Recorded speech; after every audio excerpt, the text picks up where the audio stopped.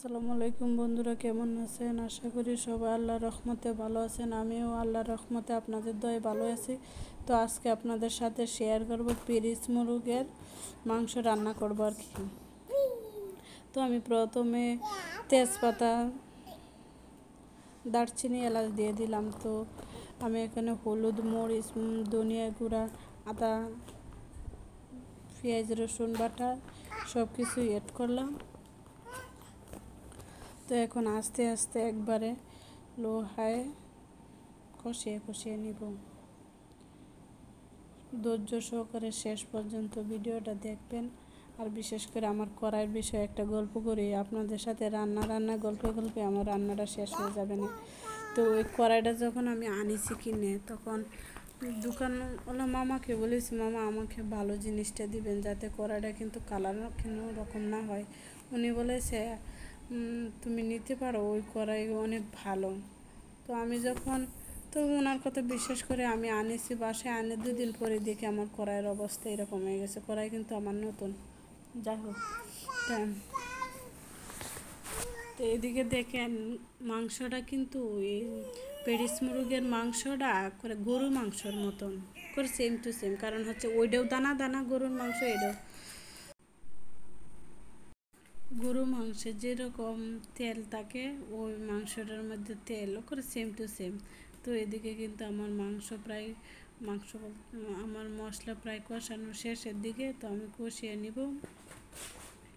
আর মাংসটা দেখেন একবারে দানা দানা গরু মাংসের মতন। হাড় যেমন শক্ত, ওইটার হাড়ও একবারে অনেক শক্ত শক্ত হাড়।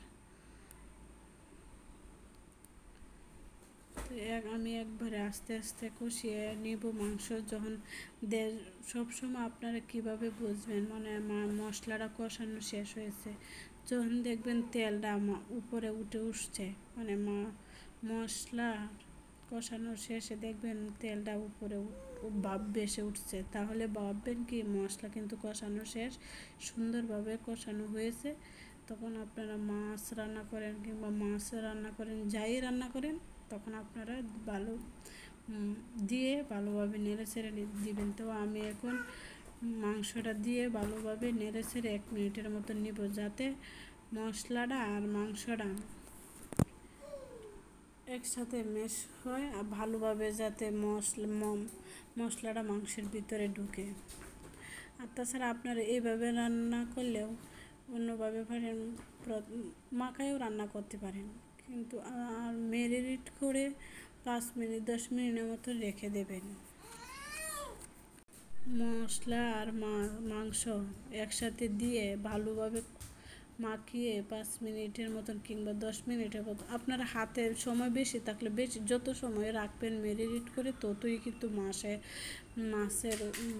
মাংসের ঘ্রাণ বের হবে। আর কিন্তু খেতে অনেক স্বাদ লাগবে।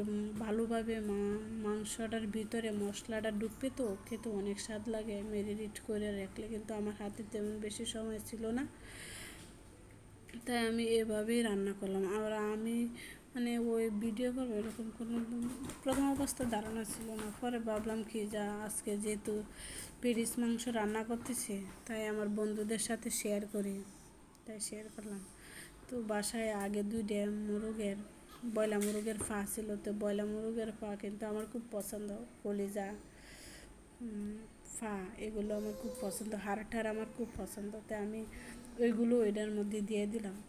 ভিডিও দিয়ে দিয়েছে, ভিডিও তো করতেছি, থাক দিয়ে দিয়েছি যেহেতু থাকুক। তো যাই হোক, আমি গল্পে গল্পে কিন্তু আমার রান্না প্রায় শেষের দিকেই হয়ে যাবে। তো আমি মশলার মাংস ভালোভাবে কষিয়ে ডেকে দিব। তো এখানে কোনো পানি অ্যাড করব না, তাই আমি কিন্তু আস্তে আস্তে হাই হিটে দিচ্ছি,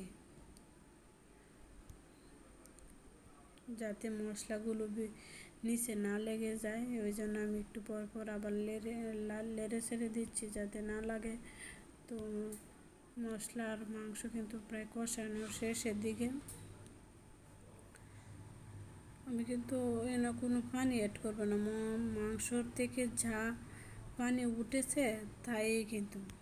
আর মাংস কিন্তু আমি ভালোভাবে ধুয়ে তাছাড়া একবারে চিপে রাখছি যাতে পানি না থাকে মাংসের মধ্যে কিন্তু পানি অ্যাড করলে ফাইনসা ফাইনসা লাগে, মাংসের স্বাদ তেমন বেশি মজা হয় না আর কি। এই জন্য আমি বিশেষ করে পানি একটু কমিয়ে দিই, পানি টানি দিই না, কিন্তু এই মাংসের মধ্যে কোনো পানি দিই নেই, শুধু এভাবেই রান্না করেছি। তো আমার রান্নাও কিন্তু প্রায় শেষের দিকে, আপনারা কিন্তু শেষ পর্যন্ত ভিডিওটা দেখবেন। আর আপনাদের সাথে গল্পে গল্পে আমার রান্নাও হয়ে গেল। কেমন হয়েছে অবশ্যই কিন্তু কমেন্টে জানাবেন। আর আমি কিন্তু এই মাংসের মধ্যে তেমন কোনো উপকরণ দিই নাই, ঘরে থাকা উপকরণ দিয়ে আমি রান্না শুরু করেছি। বেশি মশলা দিলে হচ্ছে একটু তিতু তিতু ভাব লাগে, তো ওই জন্য দিই না, মানে যেটা না দিলে না হয় আর কি, এরকমই দিলাম। তো আপনারা তো দেখলেনই প্রথমে।